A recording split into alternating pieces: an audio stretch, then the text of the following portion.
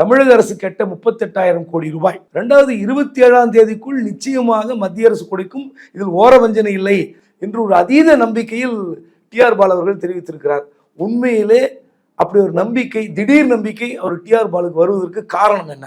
அதாவது அதுல குறிப்பிடும் போது பொருளாளர் ரொம்ப தெளிவா சொல்வார், அரசியலுக்காக பேசணும்னா நான் நிறைய பேசலாம், ஆனா இன்னைக்கு ஆட்சியல் அட்மினிஸ்ட்ரேஷன் சார்ந்த பிரச்சனைகளை அக்னாலேஜ் பண்றதுனால தான் நாங்க இது பண்றோம்.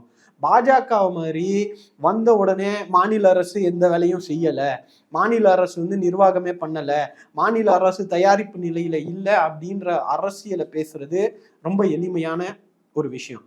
ஆனா இங்க அட்மினிஸ்ட்ரேஷன் சார்ந்து அவர்களுக்கு இருக்கக்கூடிய சிக்கல்களையும் புரிஞ்சுக்கிட்டு நீங்க கொடுக்க வேண்டிய தொகையை 27ஆம் தேதிக்குள்ள கொடுங்கன்றது தான் அந்த டோனே தவிர, அவங்க கொடுக்க மாட்டாங்க அப்படின்னா அப்ப நாங்க எதிர் அரசியல் பண்ண தயாரா இருப்போம்.